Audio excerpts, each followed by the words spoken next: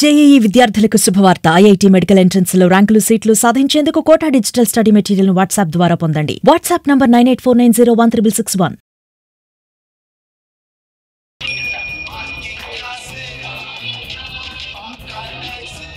కోట్లాది మంది హిందువులు అత్యంత పవిత్రంగా నిత్యం స్మరించే గోవిందనామాల్ని, అన్నమయ్య కీర్తనల్ని, అన్నమయ్య సాహిత్యాన్ని ఈ మధ్య కొందరు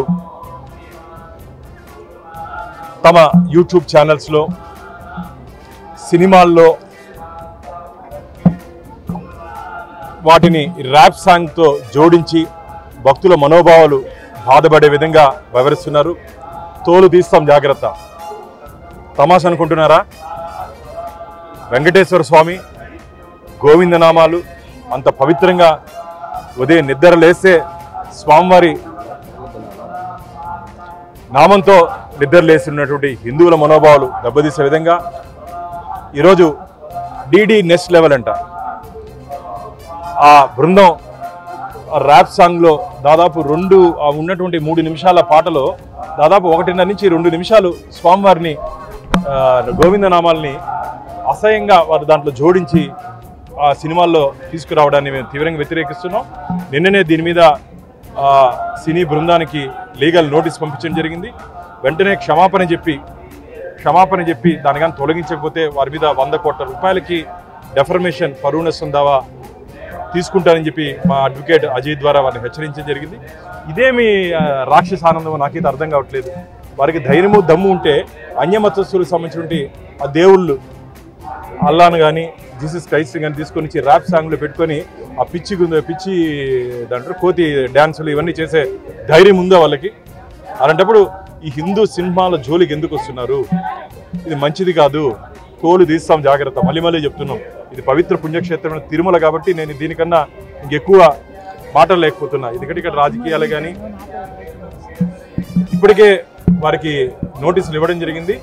వాళ్ళ పిచ్చి పరాకాష్ట కానీ పోతే క్రిమినల్ కేసులు ఎదుర్కొనే అవకాశం తొందరలో ఉంది. ఖచ్చితంగా మేము కోర్టుకి ఈడుస్తాం. వారి మీద డెఫర్మేషన్ సూట్ ఖచ్చితంగా చేస్తాం. అంతేకాకుండా నేను టీటీడీ అధికారులతో కూడా మాట్లాడుతున్నా. ఈ గోవింద నామాల్ని టీటీడీ ప్యాటెంట్కి తీసుకోవాలి.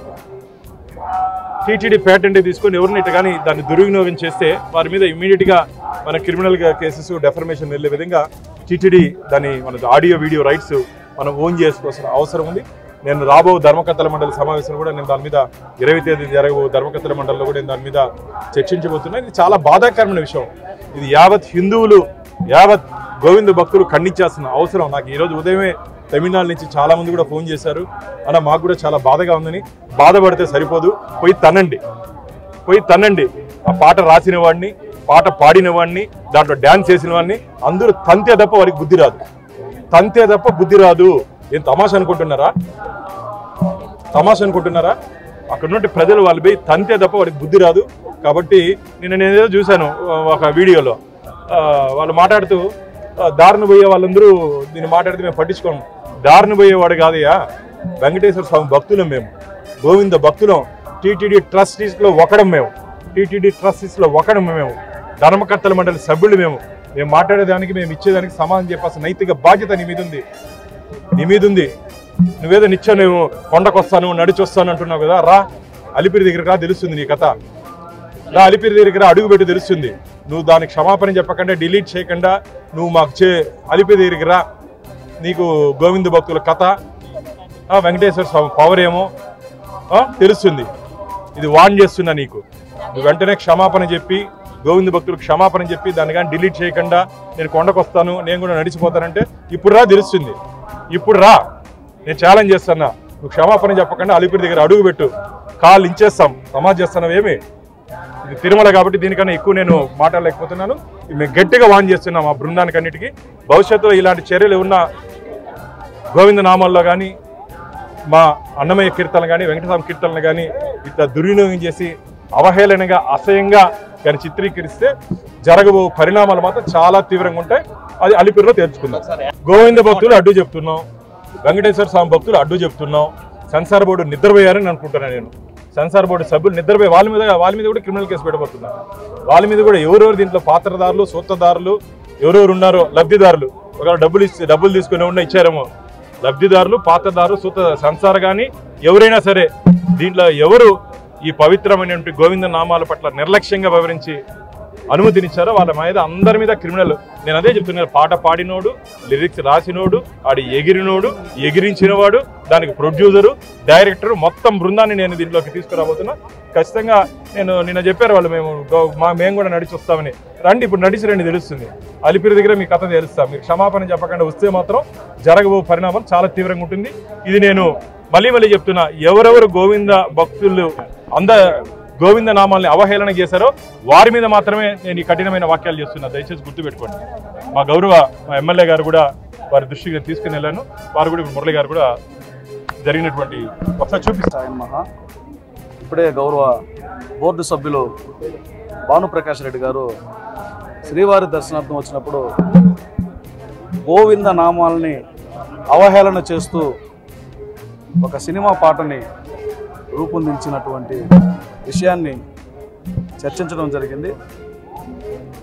ఇది స్వామివారి భక్తుల్ని అవహేళన చేయడమే.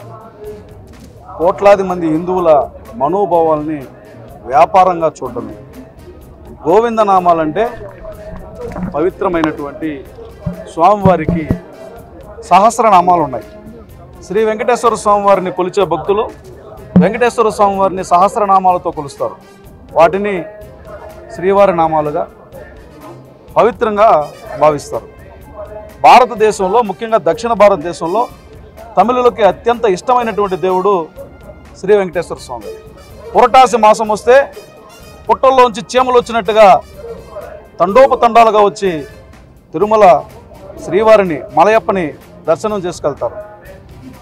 అయితే అదే ప్రాంతం నుంచి ఒక సినిమాలో గోవింద నామాలని అవహేళన చేస్తూ, అపచారం చేస్తూ తీసినటువంటి పాటని వెంటనే తొలగించాలని చెప్పి డిమాండ్ చేస్తున్నాం. తమిళనాడు ప్రభుత్వం కూడా జోక్యం చేసుకోవాలి. సినిమా అనేది సర్టిఫికెట్ ఆధారంగా ఉంటుంది. ఖచ్చితంగా ఆ సర్టిఫికెట్ ఇష్యూ చేసే ముందు ఆ పాటను తొలగించిన తర్వాతనే ఆ సినిమా రిలీజ్ చేసే విధంగా తమిళనాడులో ఉన్నటువంటి సెన్సార్ బోర్డు కానీ, అదేవిధంగా తమిళనాడు రాష్ట్ర ప్రభుత్వం కానీ చర్యలు తీసుకోవాలి. ఇది ఒక ఆంధ్రప్రదేశ్తో ముడిపడినటువంటి వ్యవహారం కాదు. దక్షిణ భారతదేశంలో అత్యధిక మంది భక్తులు తిరుమల మలయప్ప స్వామి దర్శనం కోసం తమిళనాడు నుంచే వస్తుంటారు. అక్కడ ఉన్నటువంటి భక్తుల మనోభావాలు కూడా దెబ్బతిన్నట్టే. నా ఒరుదా సొన్నా అరువిల్లప్ప, ఉనికి అరువిల్లప్ప, అరువిల్ల ఆతుకొప్ప. వెంకటేశ్వర స్వామితో ఆటలో మంచిది కాదు, ముడియాదు, ఇదెల్లా ముడియాదు. சரியா? ஃபர்ஸ்ட் அந்த பாட்டை கட் பண்ணுங்க, அப்புறம் தான் சினிமா ரிலீஸ் பண்ணுங்க. எல்லாருக்கும் வணக்கம்.